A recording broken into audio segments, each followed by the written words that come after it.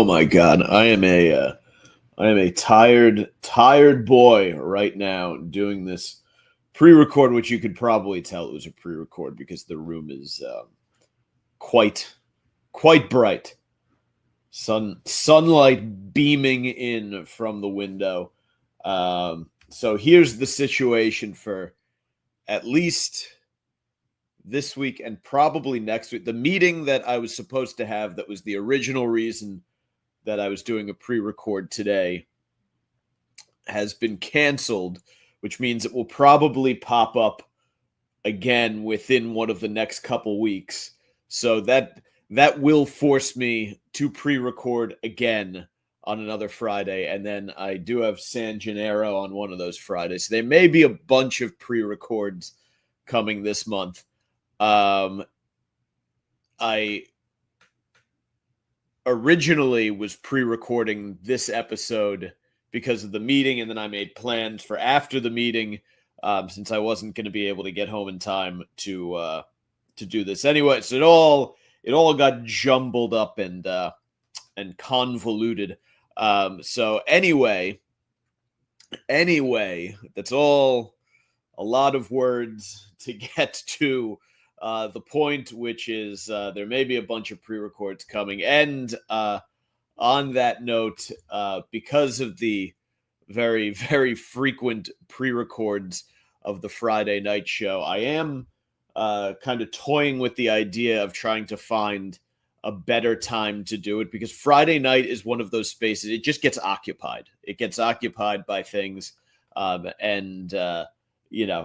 keep having to pre-record. I would rather do a live show. So I'm kicking around the idea of doing it on like a Wednesday, maybe at like 7:00. I like to watch the local news, and then, I love the evening news. I love watching the news on TV. Is a lot of fun because it's terribly done.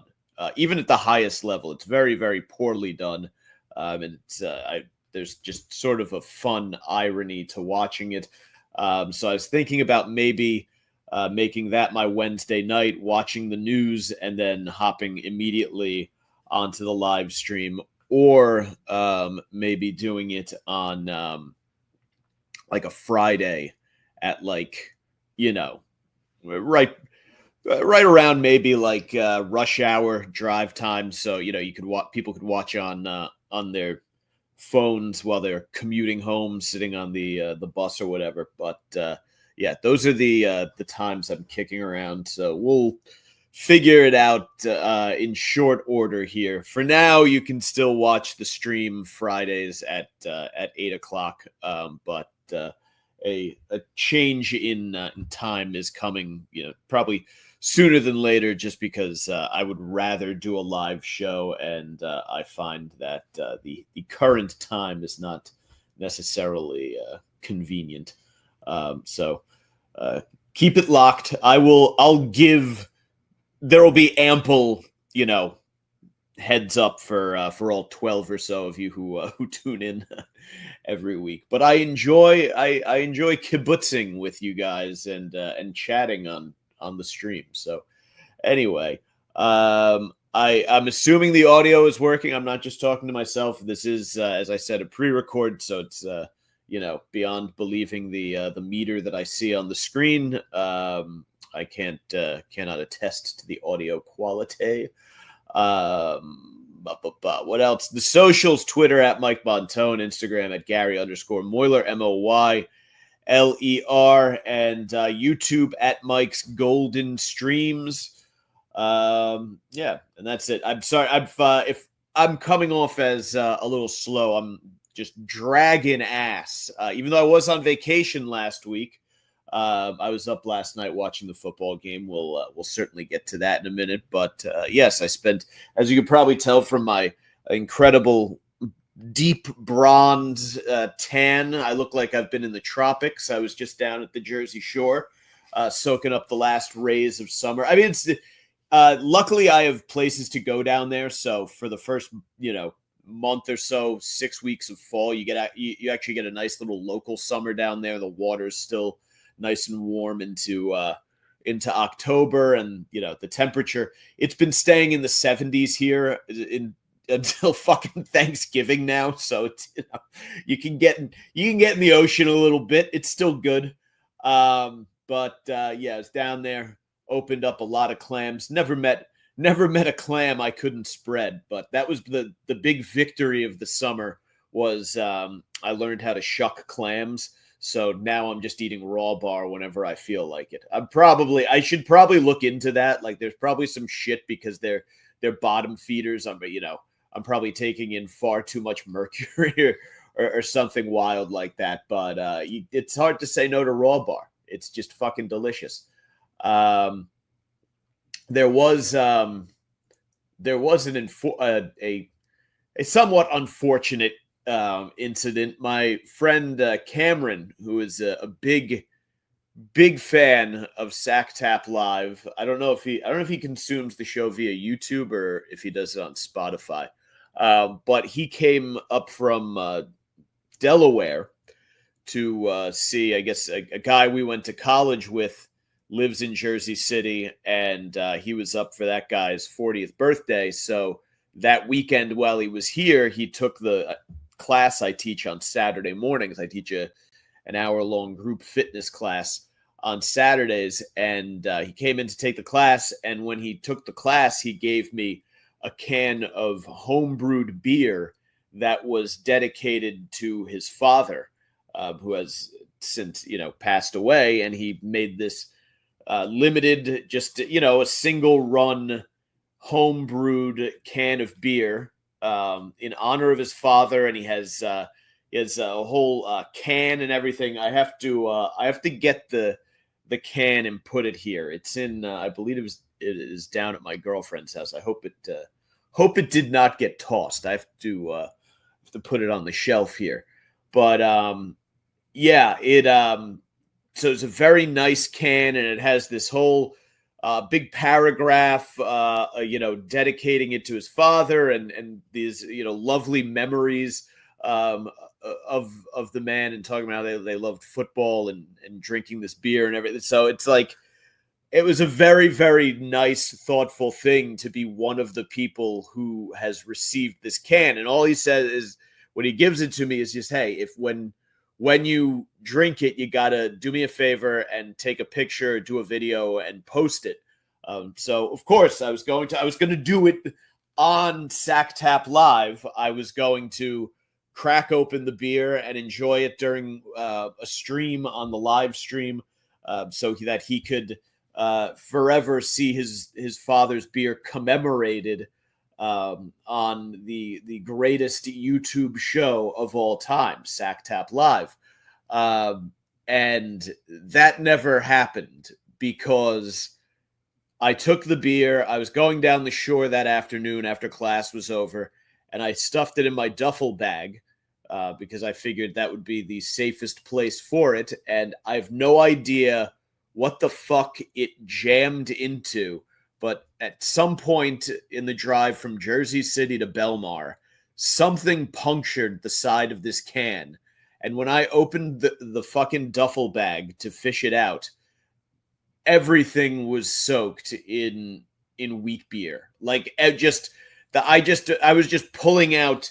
I had like every Hawaiian shirt I own. It's the last week of summer. Like, all the cool summer clothes have to get worn this week, and then that's it, because you can't wear a lot of this shit after Labor Day. You look like an asshole. You can't wear a Hawaiian shirt in September. Once Labor Day hits, that's it. It's done. You see, the fucking last week I had palm trees up here. I was wearing a Hawaiian shirt. Now, gone. Back to just a t-shirt.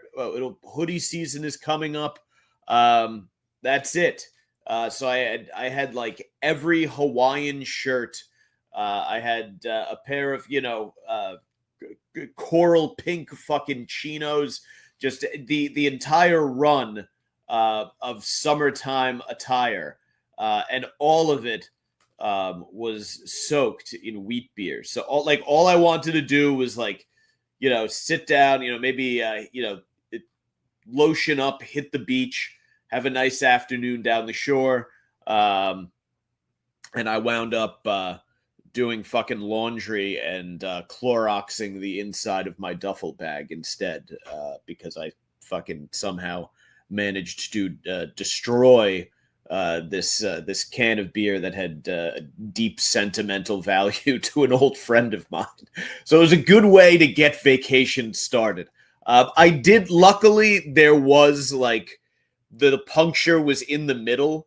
And I guess the can must have been lying, like where it happened was maybe up or something. Like I'm not sure how the physics of it all worked out, but everything below the puncture was still there. So I was able to pour that into a glass and make a video drinking it and toasting to my friend and his family with their lovely beer that I ruined because I hastily jammed it inside of a fucking duffel bag and then carelessly stuffed said duffel bag into my my overfilled car. It probably got fucking like crushed by I had my weighted vest in there and the fucking training club and running shoes. Like it did. I'm sure I just jammed it into something, but that was that. Speaking of crumpled beer cans, this lovely neighborhood that I live in, after spending nothing like coming back to Jersey City and New York City after spending the better part of, I think I was down the shore from Saturday to Tuesday, the following Tuesday morning. So I got a good Saturday, Sunday, Monday, Tuesday, like 11. Is that 11 days or so down the shore? Where everything is, especially like I was on Long Beach Island for a few days. And I was, popping in, had some family gatherings. My siblings are down in the Red Bank area, they're near the Shrewsbury River, and it's all everything there is very nice and green and lush and well manicured and taken after. And you can see people have there's a great deal of pride in what everything looks like. And you don't see litter or garbage or anything on the ground. And then Long Beach Island and then Belmar, Belmar on the beach, you run into some shitheads who will toss garbage anywhere. But fucking, Jersey City and New York City are just, there is nothing like waking up in the morning on the day you're leaving the shore. At 4 a.m., you go out and like the wind chimes and the leaves are rustling and you can see the moon big in the sky and everything is beautiful. You can smell the grass. It's cool and dewy and just so serene. And then you step out of your car up in Jersey. It's a little bit worse. Like it's garbage all over the place. Then you get into fucking Midtown Manhattan, and it is fucking disgusting. You're back to a place where they have to spray the sidewalks every day because they're just covered in fucking feces and piss. So that, and then this, like, it was all exemplified this morning. I don't know, this morning or yesterday afternoon, maybe.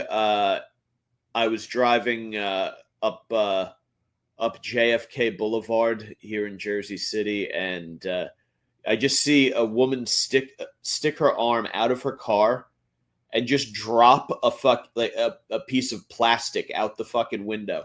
And she was driving like something nice. I don't know, it was like a Mercedes or something, but it was a very nice car. And I drove past, and she was a very well-dressed, well-put-together woman. And she just dropped the shit out the fucking window. It's really amazing the lack of care or concern or just class in general that some people are willing to display. And this, she was driving. It was like the kind of SUV that a mom would drive. Like definitely a mom, with a couple bucks, but definitely. So that she's she's raising the next generation. So the next generation, this stupid fucking twat is teaching to just throw trash out the window. Fucking litter bug. You really should be able to. Like, I just read this book about the Mountain Meadows massacre. The Mormons butchered this wagon train of settlers from Arkansas who were on their way to California. The Mormons intercepted them in Utah and just fucking slaughtered them. But the Mormons would, if you committed something, a sin, a crime against Mormon doctrine, someone would just kind of show up and like off you, like back in the early. I don't think they do this anymore, but this was back in the early days. They just had this sort of frontier justice that they would apply to things, and they would do that. And of course, we have. If you look at the Middle East, there's some places where they get pretty aggressive with, Tim Dillon was just talking about Saudi Arabia, reminding us they chop off hands, and certain places in the Middle East they throw people off of the roof for certain infractions. I'm not saying we should do that here, but to litter bugs, certainly, right? Like, just fucking. If vigilante justice, if you throw garbage in the street, we tie you up and leave you in the middle of the street and you get run over like a piece of fucking trash. I think that would be somewhat satisfying. No. So food for thought anyway. Again, and just for legal purposes, I'm not advocating for you to go out and engage in any kind of vigilante behavior. This is more fantasizing about a world that could be, if things were different, if we lived in a different universe with a different sort of moral and legal code. So don't go out and do that, but dream of what could be. Yeah. I don't know if you've heard the news, the big news out of the NFL. Taylor Swift and Travis Kelce are engaged, which means that we will be punished with further headlines about them. My real hope was that he will just retire soon, and that once he is no longer on the field on Sundays, it'll just sort of cease to be like. Taylor and Travis will only be a thing in sort of her world, and the rest of us won't have to give a shit. Because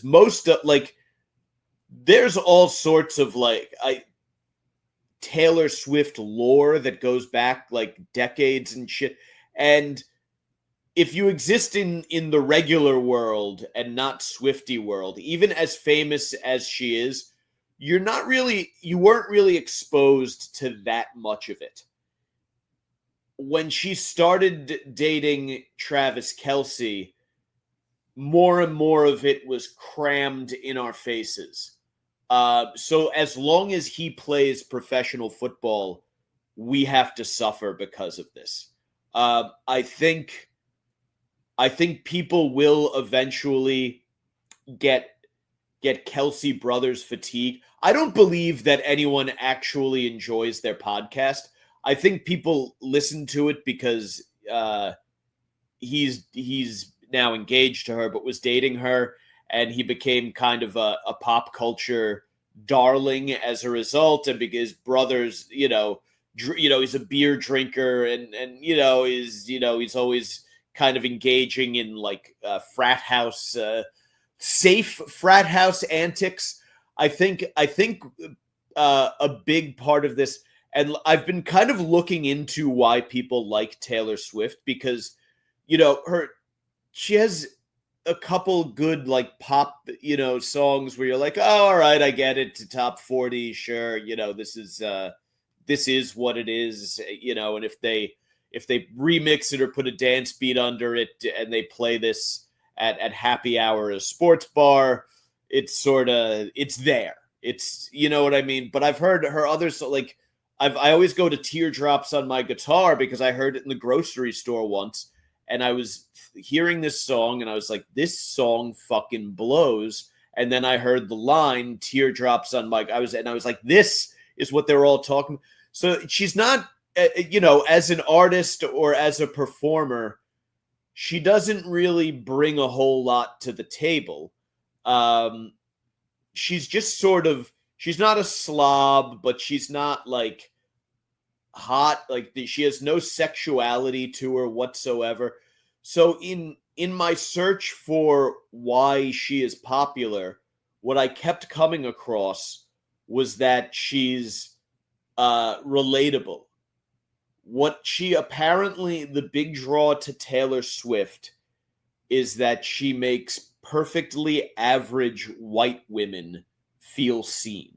Like that is what I have gleaned. Like this is not, she's not a great talent.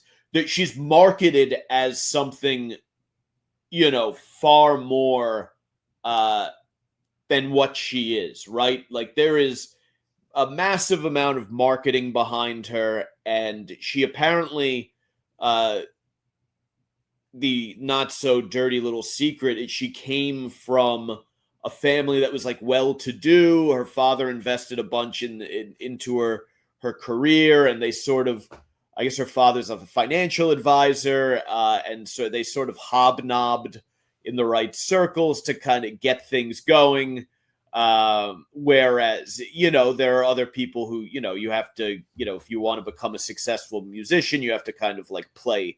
There's a circuit that you have to play and rise up through. I think, some wheels were greased. And look, this is America. For better or worse, America loves just a basic blonde woman. Like whether they're even that attractive or not, there's something fucking quintessentially American about just a white, blonde, wholesome girl next door. Like it makes people feel safe. And when she starts singing about how, the cheerleader sucks, fucking her ex-bits, everything is, she just presents herself as this perpetual victim. It plays into a lot of the victimhood that exists amongst, who likes her. Fucking like millennial women love her. Millennial women are the most fucking. No, there has never been a group of more, self-identified victims than millennial white women. So there's you kind of get it because that's who really is, I think, mostly into her. It's not. Like, if it was 17-year-old girls, which obviously there are plenty of them that do like her, but I think most of her audience is, like, 30 plus. So it's very, very, I believe, as I understand, the bulk of her audience is this sort of group of, unimpressive, non-spectacular millennial white women who were told to lean in and do all that bullshit. And I don't know. I'm waiting for the scandal. I am really, because very few people can go their entire public existence without it all just breaking down, unless they are truly good. Like someone gave, I was reading in Reddit, like someone gave the example of like Dolly Parton. Like Dolly Parton is beyond reproach. Like, you know what I mean? Like there's a select few, and the ones who are, is because they're that way because they are so over the top authentic, whereas everything about Taylor Swift feels so disingenuous and just put on, and it's clearly all bullshit. And I think what bothers people, what I find annoying about it is that her fans don't separate it from reality, right? They don't who plays Spider-Man? It's Tobey Maguire. People who love Spider-Man don't believe that Tobey Maguire is actually Spider-Man. People who are Taylor Swift fans believe that the Taylor Swift that is presented to them, that is the real Taylor. That is the authentic Taylor Swift. And the interview and him and her, like they're an irritating couple to behold. It's the only way to describe it. And I probably spend more time talking about this than a 40-year-old man should, but it's presented to us, and the way people are like fawn. It's when you hear people like fawn over them, you're like, are we seeing the same thing? Like I think it's the it's the reason Dave Chappelle says that white people love Wayne Brady. That he's safe and accessible. Like the Kelsey brothers have made the NFL, which, right, think of the ambassadors of the NFL that we have. Like you have Kurt Warner, fucking, who will go out and I think it's Kurt Warner who's like he's a church nut and like just goes out and says like anti-woke shit all the time, and then follows it up with like, can't we all be friends? And then fucking got Michael Irvin, who's just always just in the bag, fucking like having a good time, the most lovable guy I think out of all the NFL veterans, but certainly not safe and accessible to boring dork Ted Lasso America. Who else is out there? Tom Brady is out. He ditched his family to play football for an extra year.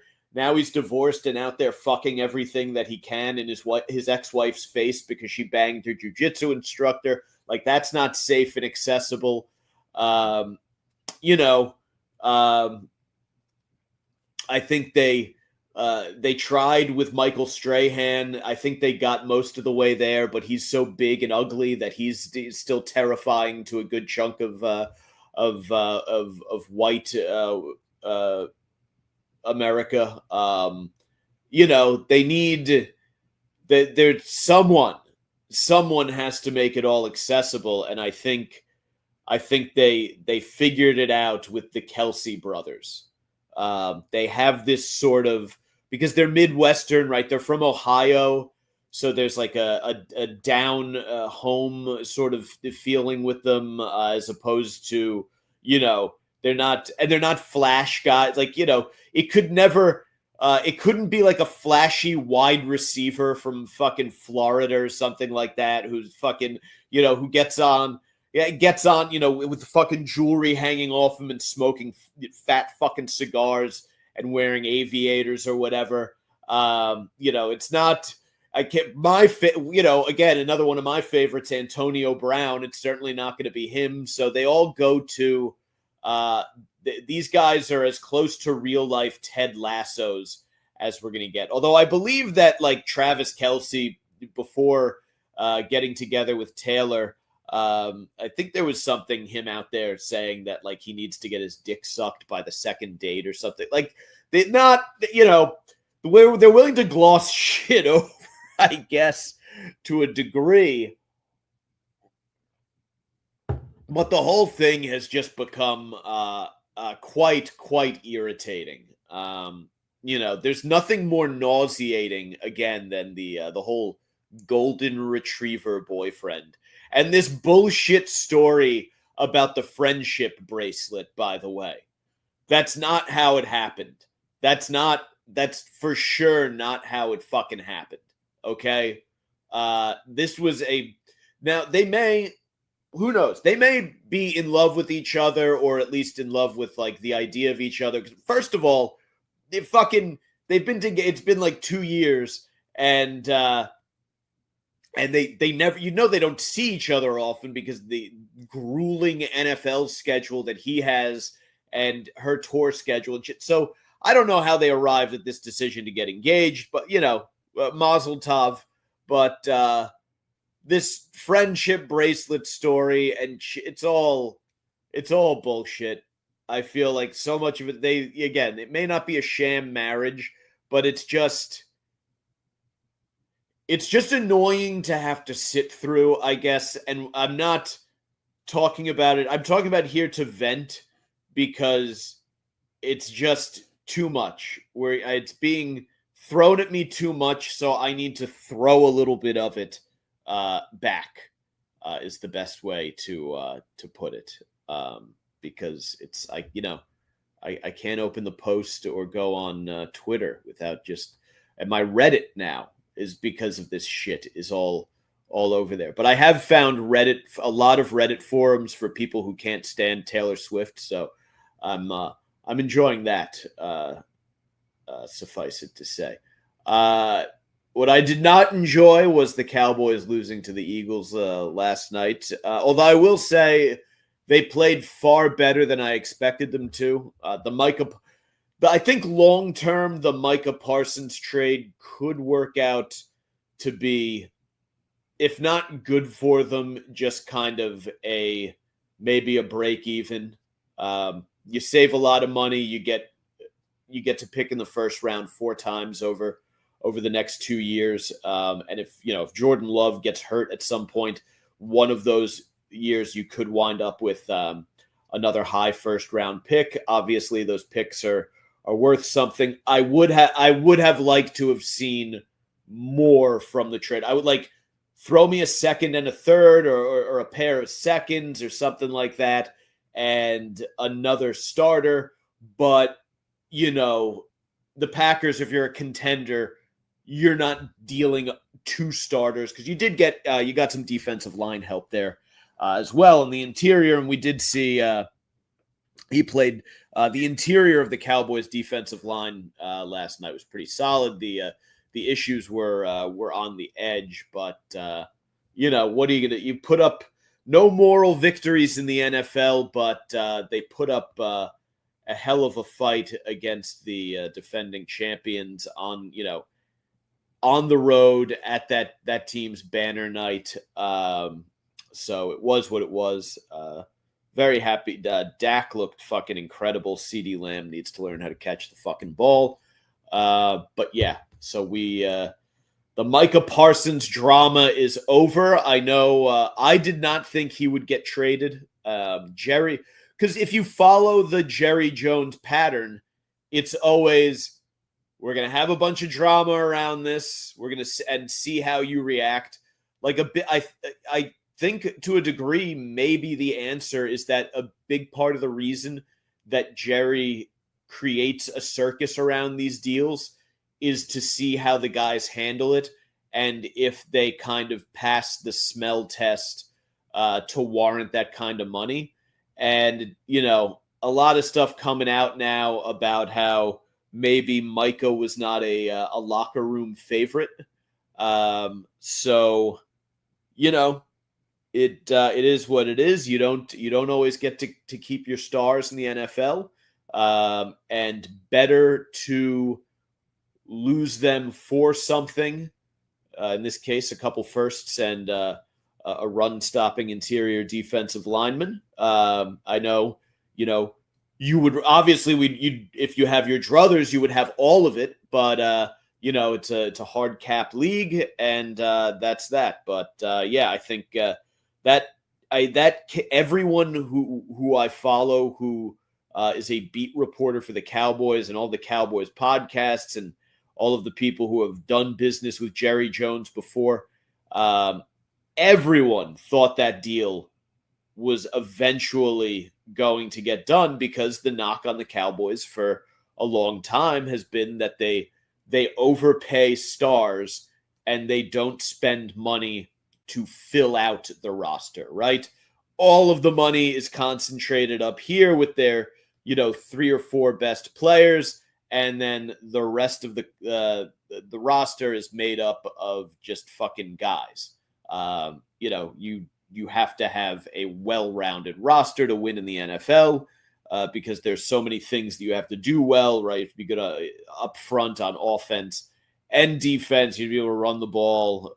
You need a competent quarterback, and you need, ideally 2 threat receivers and a good pass-catching tight end. Like that is the spread of things that you need to win in the league is quite big, and you can't achieve that just paying 3 or 4 guys shitloads of money. So that's that, and we'll see. We'll see how it works out. And I didn't want to talk too much football, but we did have to kind of just pump the testosterone back into things after wasting all of that time talking about the pending Smith-Kelsey nuptials. Very, very, very sorry. I wish I'm looking in the background right now, which, by the way, this may be the least viewed stream on YouTube, but it is the one with the best backdrop, I think. But right over here on the blue thing, you can see this what looks like a glowing orb is actually a string of Doc Johnson sex toy party lights. I had a string of them back when I was in college, and I'm not sure what happened to them. They disappeared, and I've been searching for a replacement forever, and finally, I went so far as to email the company, and they did not have them. I found a set on eBay, and I got them, and they are a very rare item, but my life is more full because I have them. My Doc Johnson sex toy company party lights. Very, very sexy. What else is going on? As we were just talking football, talking a little more sports. I absolutely what I think the moment of the week or the week that I was off in professional sports at the U.S. Open tennis, no doubt. This guy, we'll watch it. We'll watch it here without. You don't really. There's no need for the audio, so can I fill the screen? There we go. This kid's trying to get an autograph, or I guess he's trying to get an autographed hat, and see what happens. Watch the guy in the black polo shirt.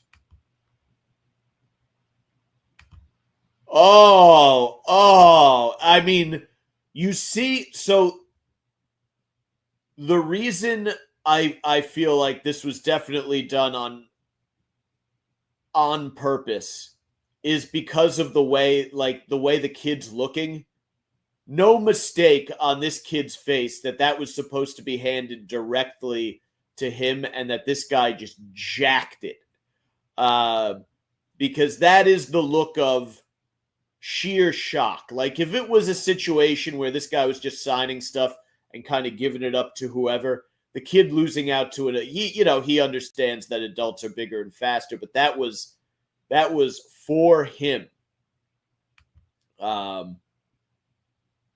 Just look, I mean, just the look of sheer disappointment on this child's face as this grown man with he's got the arms. These are the arms of like a divorced father who's just gotten really into like group fitness or like CrossFit or doing triathlons or something like that.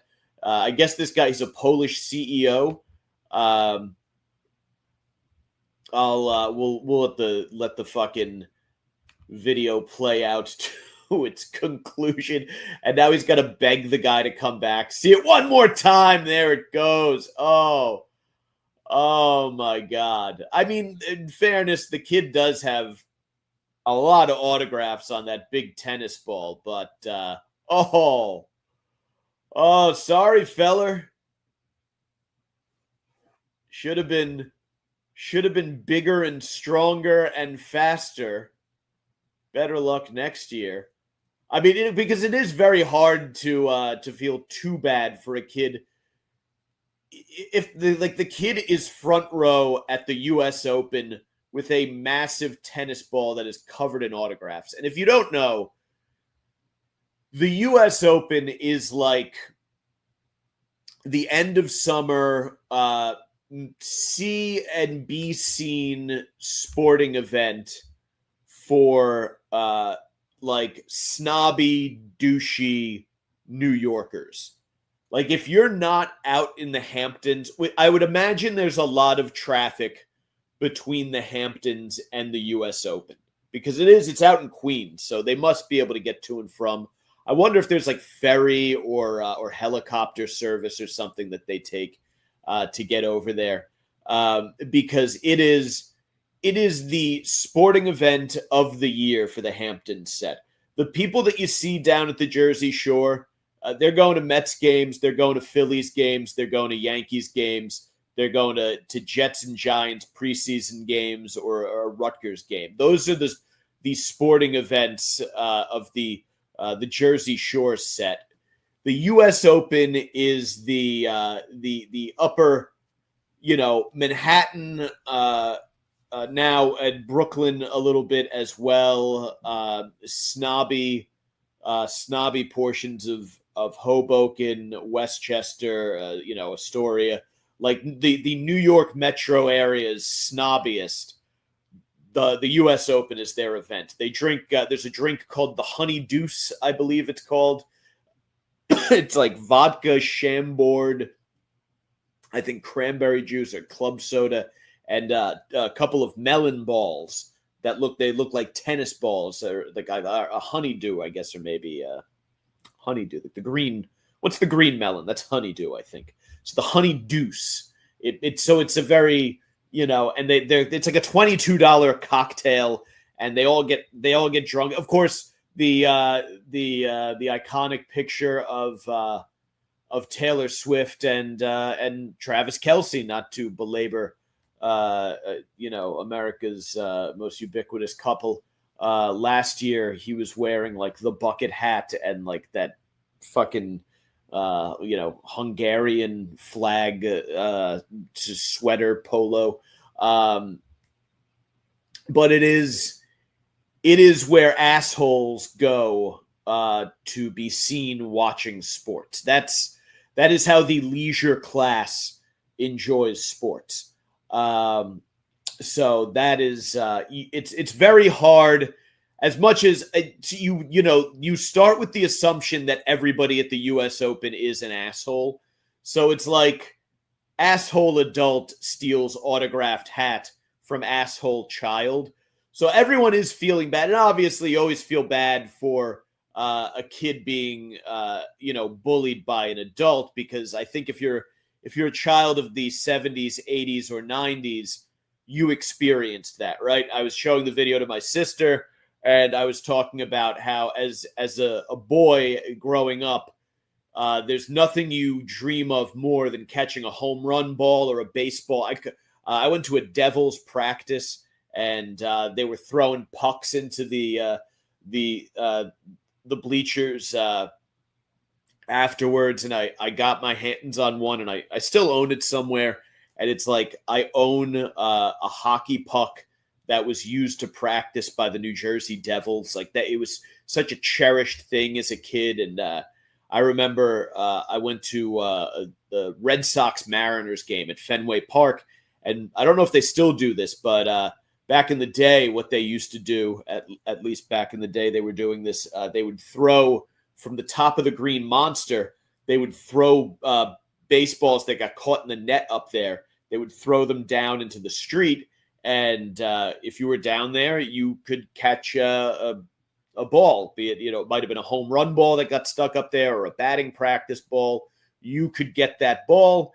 And I remember we went before the game, and I was competing for baseballs against like massive fucking drunk dudes from Boston outside the stadium. And I did not get a ball because all of the, 25-year-old booze hounds were getting balls. And that is just the way it went back then. Like, too fucking bad, kid. Like, if you get one, you get one.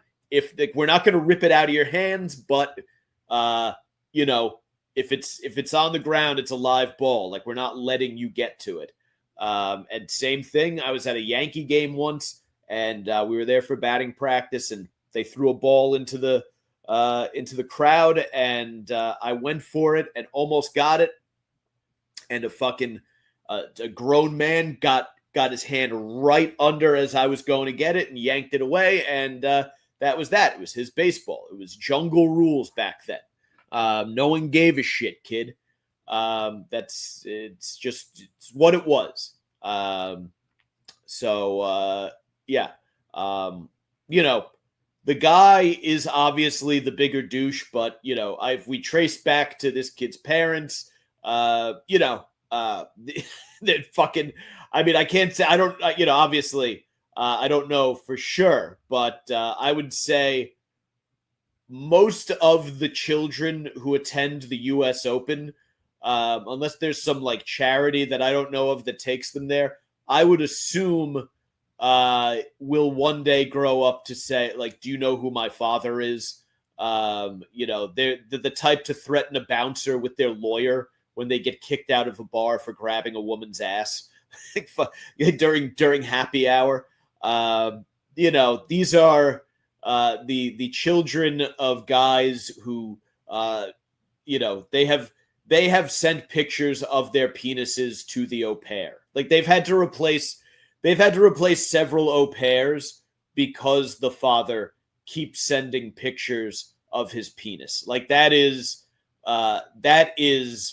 the typical U.S. Open family is that. So, the guy who took the hat, asshole. The kid who got the hat taken from him within proper context, don't feel too bad. He's going to grow up to ruin someone's life one day, either through a fucking like a stock pump and dump, or a series of layoffs. He'll find out that he can save the insurance company that he's the CEO of. He'll realize he can save the company $2,500 a month or something like that, if only they cut coverage for 20% of their customers, all of which who have pre-existing conditions. Like, it'll be something along those lines. Basically, the children who are at the U.S. Open are the ones who grow up to be hunted by the Luigi Mangionis of the world. So it is interesting to see everyone. It makes you wonder, if people went back in time, would they be able to kill a baby Hitler? Food for thought.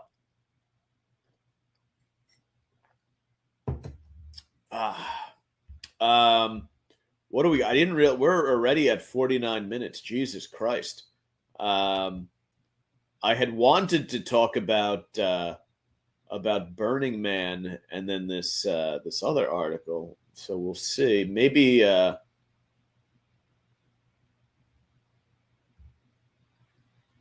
we'll see. Maybe. I mean, I got plenty of time. Rough year at Burning Man, folks. The Orgy Dome, apparently there was a windstorm, and the Orgy Dome that they worked so hard to erect, that is a direct quote, they worked so hard to erect the Orgy Dome, which, apropos, was destroyed by a fierce windstorm. So I guess they worked hard to erect the orgy dome, but in the end, even while getting blown, couldn't stay up. But it is sad because I feel like when you think of Burning Man, you think of orgies. I think of people having group sex in a tent. I think of people doing drugs. I feel like it's people. A lot of people probably taking advantage of other people who are doing drugs that they've never done before. I feel like there's definitely that. Was it Woodstock 90? Which of the Woodstocks did they destroy? I always forget. 95 or 99, whichever it was.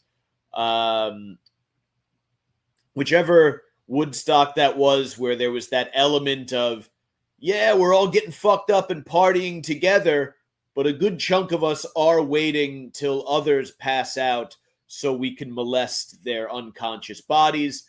I feel like there is a good amount of that at Burning Man, like, because there is that sect of guys who whatchamacallit, they like, they'll put on the fucking those, like, any guy you've ever seen in a hemp poncho with unkempt hair and a beard, who spends too much time talking about like good vibes and like,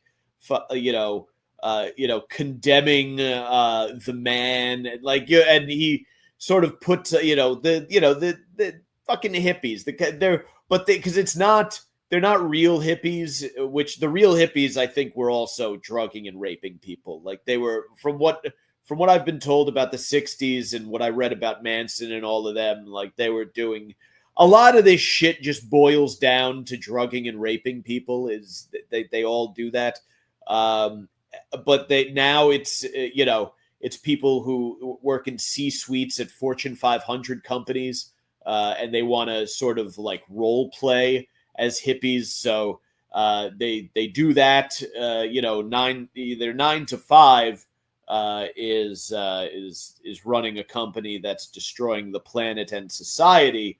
But then once a year they go out to the desert, they glamp, they have tents, and they drug like unsuspecting idiots from flyover country who think it's Burning Man. It's going to be this transformative experience, and there's just this naive fucking chick. She hasn't been out of her podunk town, but she saved up by selling pictures of her feet on the internet, and she made it out to Burning Man. And the next thing you know, she's falling asleep. She's being sort of lulled to sleep in a tent, while some guy who works for a tech company is working his hand underneath the waistband of her baggy jeans.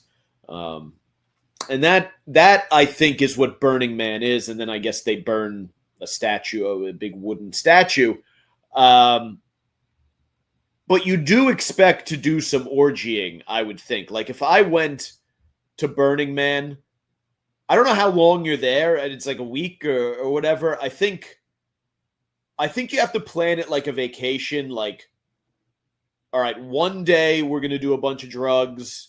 One day we're going to stay relatively sober and just kind of walk around and sightsee and watch all the weirdos, and, that's something along those lines. And then, like, if you go to, fucking Cozumel or whatever, you might leave the resort for a day or so to go see some ancient ruins. Like, but most of it will be spent on the beach, having drinks and frolicking in the ocean. I would spend like one day doing drugs, one day walking around looking at things, and then pretty much the rest of my time would just be posting up in the orgy tent, I think. Like, most people, I think, go to Burning Man with, like, they bring a lot of drugs to do. I would literally just bring, like, electrolytes and things that could keep my cock hard after I had, just worn the fucking nerve receptors at the tip of my penis down to just gone. When I couldn't feel anything anymore, but just wanted to keep fucking. Like, because like where else are you going to get to bang a chick who, she's dressed like the Statue of Liberty or, whatever fucking, you could Eiffel Tower someone who's dressed like the Eiffel Tower. I think it's just all sorts of fucking weird shit. It looks like it's just like a tent full of people who look like they're dressed for the Coney Island Mermaid Parade or just having sex for a week. And that's what you envision. You show up, you donate, whatever, you come. I would imagine they need because everyone shows up at that thing ready to, go on some sort of transformative psychedelic experience. I would imagine if you show up with chips and guac, you're a fucking hero. I would imagine people forget to bring a 6-foot party sub to Burning Man. They go heavy on the drugs and the costumes and the art. And then, by the end of the first day, you're famished and, all you brought a pound of cold cuts and some hummus. And it's this isn't going to fucking last. We got to go. Now you have to, because everything's all in a barter system over there. So now you have to go give up poop shoot for a fucking, for probably at that thing, what's probably not even a real meat cheeseburger. It's probably some sort of veggie burger or impossible meat. Yeah. So the only one who had a worse time than the people who went for the orgy tent was this guy who apparently got murdered. And I'm not, again, I have to assume that there's a lot of raping that goes on at Burning Man. I hope that they don't restrict this video because of all the times I've said the R word, but let us pray. Or for saying pray, because we know how big tech hates the Lord Jesus Christ. But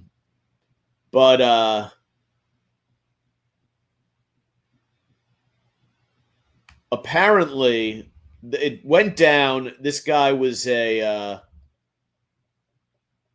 Siberian tourist was visiting America, and his friends lost contact with him, I guess, when he got to Nevada, which is where this is. And they were his tent and belongings were left at camp, but he never returned. They put his picture up on Instagram. And apparently this woman says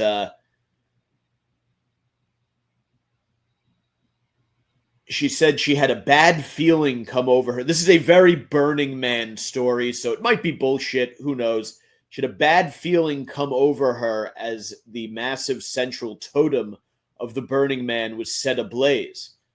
This is the Hollywood Reporter reporting. Her partner was a 4-time Burning Man attendee. So those are the ones doing the rape. Those guys, that's either a spend all day in the orgy tent guy, or he's definitely drugged and raped. So he comes back for the sexual assault. Estimated that 90% of attendees had headed to the center of the grounds to witness the festival's namesake event, right? They burned the thing.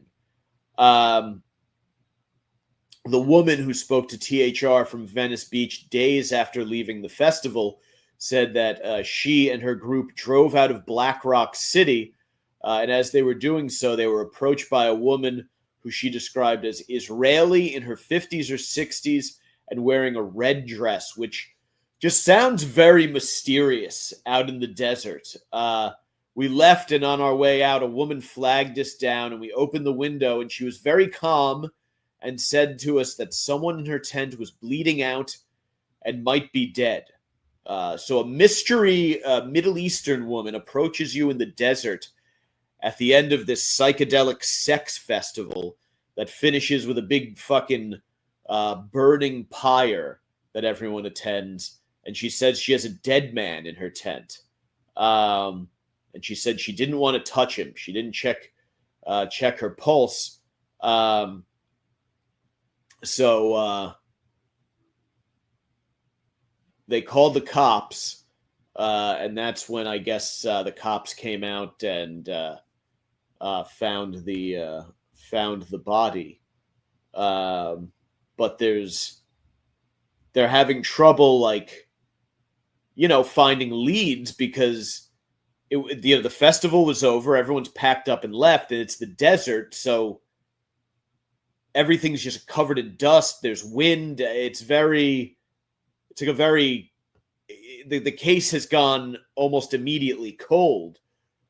But it is a very Burning Man thing to happen. Like, this is how you would script. I don't know who would write a script like this. Some fucking guy. I don't know who any of the movie people are. I don't know. Is this like something? Does Ryan Murphy do these? Is that one of his thing, or A24, or whoever the fuck these people are that I hear about all the time, or like a Netflix original? It's some like it almost writes itself. The mysterious Middle Eastern woman, the Russian man, the woman who's definitely lying about having a premonition. But here is the. I'll show you the tent. Yes, this does. I mean, this even adds to the degree of mystery here. Is as you look at the tent. Here you go. Yeah, look at this thing.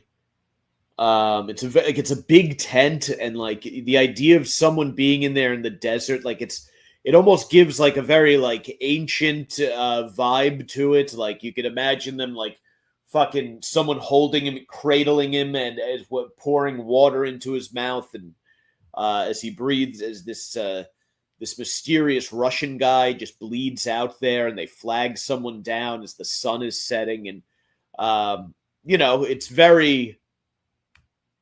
it feels like something that would happen at Burning Man, and it almost someone bleeding out at Burning Man. This may legitimately just have, like, you remember a while back there was that guy in Germany, and this happens every once in a while. Like some guys will find each other online, and they will want someone to like cut off and mutilate their penis. Like this is not an unheard of thing. We've discussed it on the show many times. Every once in a while, one of them gets arrested for it. Like that down somewhere like Oklahoma or some shit, there were these guys somewhere like in the Ozarks or wherever the fuck that is. They were running a whole like just bootleg lab of male castration. And they were into it, and the guys they were doing it to were into it, and you're like, Burning Man would attract two people who wanted to be involved in a murder. So there is a non-zero chance that this guy went to Burning Man with the desire to be murdered. And there's also a non-zero chance that the person who did it went to Burning Man with the full intent to do a murder, and like Leopold and Loeb style, see if he could get away with a murder without getting caught. So that is possible. So we'll monitor this one for sure. And by this is all very, I feel like this is very millennial stuff. Like Gen Z, I feel like does not get into like real, actual, visceral experience. Gen X, I feel like, is too old and over it, and Gen X hates anything that has become any kind of scene. So they're done with it. Millennials, we just want to fit in, goddamn. Like millennials were the we want to fit in generation, I feel like. So this feels like something millennials will. You're gonna find out that this was like a 42-year-old killed him. I feel like that is for sure it. And speaking of millennials, we'll wrap up on this, I guess, and it'll just be quick. Millennials are the most drunk generation in human history. which probably not, right? I think whatever they say in human history, they mean, within the last 100 years, because the Romans and the Greek, they were having drunken orgies and they were out in the streets, like they celebrated Christmas by going out and like fisting each other, and then they would elect like a child president for the fucking day or whatever the fuck they did. So they were probably hitting the sauce a little harder, and their alcohol had like all sorts of hallucinogens and stuff. Like they had Burning Man every week. Like it was just the daily Burning Man. But yeah, I guess I don't know if we're the drunkest. We are the publicly drunkest for sure. Like millennials took going out and fucking raging to just all new heights. Like that, I feel like, is what millennials did, because we were raised on the boozed up college romp, right? Animal House was it was something that like Animal House was sort of passed on to us because it was like this precursor to all the college movies. So of course you also watched I saw Animal House when I was in like third grade. Like it was just, like you saw Animal House as a kid. And then the American Pie movies, and then Old School, and just everything that we were taught was like what you do when you hit the age of about 15 or so is that you go out and get fucked up and try to get laid. Like your sex life until the age of about even into adulthood, the movies would show like everyone who was like a 40-year-old virgin, he's trying to get laid, where they take him to a club. Like you're getting laid, because this was before like dating apps and stuff, was just about getting as drunk as is humanly possible, charging out onto a dance floor that's playing like aggressively sexual hip hop, aggressively sexual or aggressively violent hip hop, and rubbing up against someone, hoping someone will let you rub up against them. And if you rub up against them the right way, they will eventually make out with you, and then you might get to bang them. Like that was how millennials got laid up until the advent of dating apps. So I think it was a big part of that, and it was also it was turned into sport. It was very much. I listen to a lot of. I'm a big Mike Cannon fan. I'm a huge. One of my main podcast listens is Beautiful Boys. Mike Cannon, it tells some of the most relatable stories ever. Like when he's talking about going out and just. It wasn't about going out to get drunk necessarily to aid in the fun. Like now when I go out and get drunk, like a little tipsy or whatever, I'm having drinks to aid in the fun. It used to be about going out to drink to a certain amount of like a certain massive volume of alcohol, because that was the fun. You drank to be the one who drank the most. And that was a very millennial thing. And I wonder if that's a result of like the fact that we all had like, the aggressive little league father, or, the mother who fucking, redoes your school science project because she wants to brag to other mothers that you got an A and you made the honor roll. And this just like hyper competitive environment that we were raised in, while also very much being the last generation to be in other ways left to our own devices. Like millennials, and I'm talking about the younger millennials or the older millennials like myself, who caught that sort of Gen X-y raising where it was like, yeah, go ride your bike around town, dude, fucking be home, and you know what time dinner is. Be home, 20 minutes before we sit down to eat, so you can fucking wash your hands and help set the table. You had that kind of freedom, but you also had the overzealous little league dads and the fucking the moms who were fucking calling teachers and like threatening to stab them if they didn't raise the kids' fucking test score. If they couldn't find an opportunity for some extra credit, there was going to be a big fucking problem. You understand? That capiche? We got that. So we got this like this sense of freedom when we got to college. It was like, hey, the goal of college is to go out and get fucking wasted, like just get annihilated. I remember I graduated college with 500 people.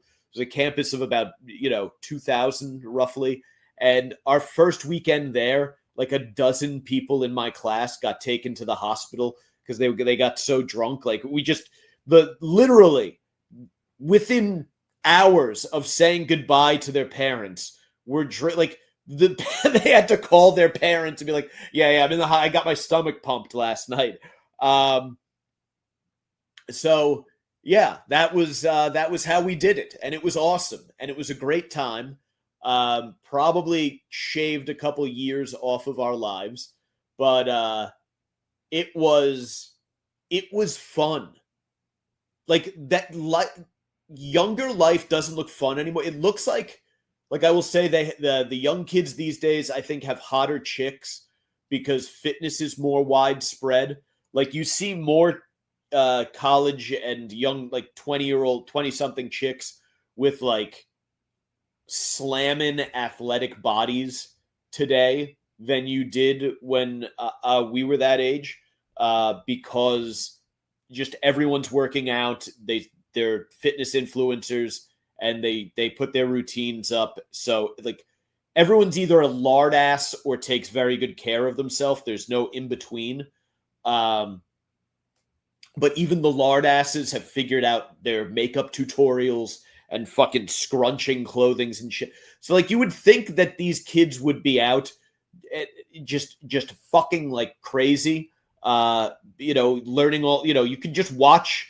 I mean, if watching internet porn, and I'm not talking about the kind where like, you take a woman, choke her, fucking yank her fucking hair back. Not that there aren't some who do request that kind of thing, but not like the over-the-top ridiculous porn behavior, which I think has actually gone kind of out of vogue because there's so much female-driven porn. But like you would think you would watch porn, learn how to fuck like a savage. You could read on the internet how to be a normal person and meet fucking chicks to fuck. They all have incredible fucking bodies. Like you would think these kids would all just be out there fucking like crazy, but instead, they're sitting at home playing video games, trading memes, and just jerking it. Meanwhile, millennials, we weren't armed with any of that shit. We would just go. We would get blackout drunk. We would just play games.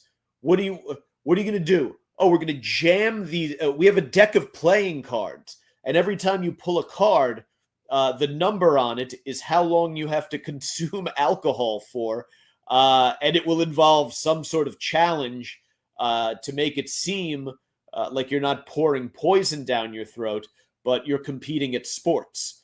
Oh yeah, just jam as many of the. One of them was just jam them all underneath the fucking tab of a beer can, and when it opens, you have to drink the beer.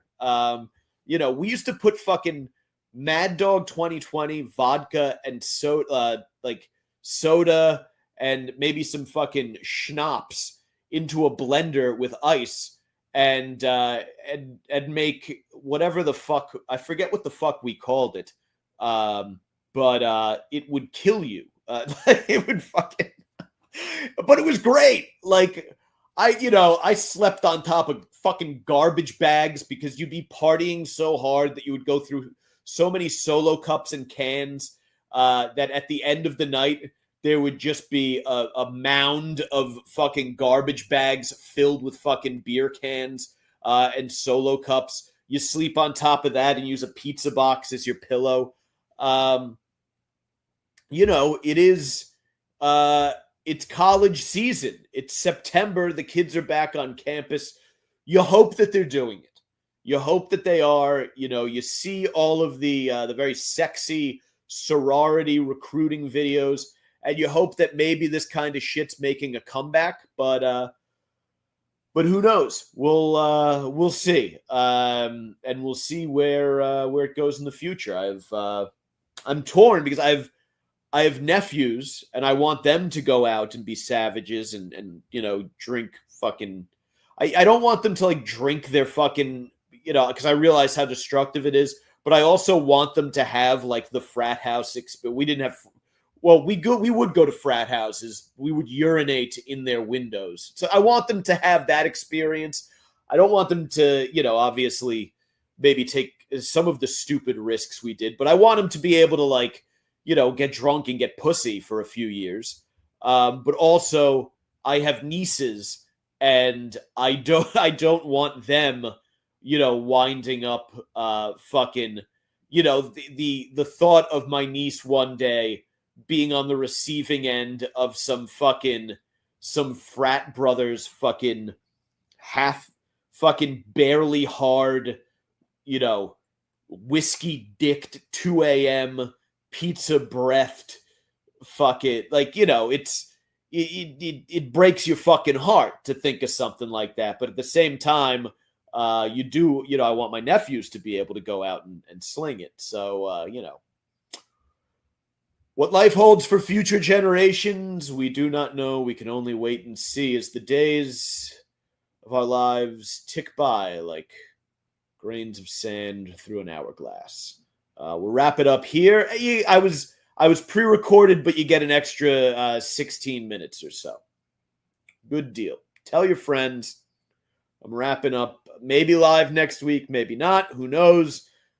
Sooner or later at a new time. So just stand by for that and weigh in when you think it would be good. What right now the leads are Wednesday around like 7 p.m. And Friday around, you know, probably earlier, like, you know, 3 o'clock, like right before the news. So chew on it. Let me know. Twitter at Mike Montone, Instagram at Gary_Moyler, Moyler. YouTube at Mike's Golden Streams is the best place to find me. Find me in the comments section. Send it to your friends. Scream it from the mountaintops. Tell them all. Tell them stop by at Sacktap Live. We're having a great time. Bye-bye.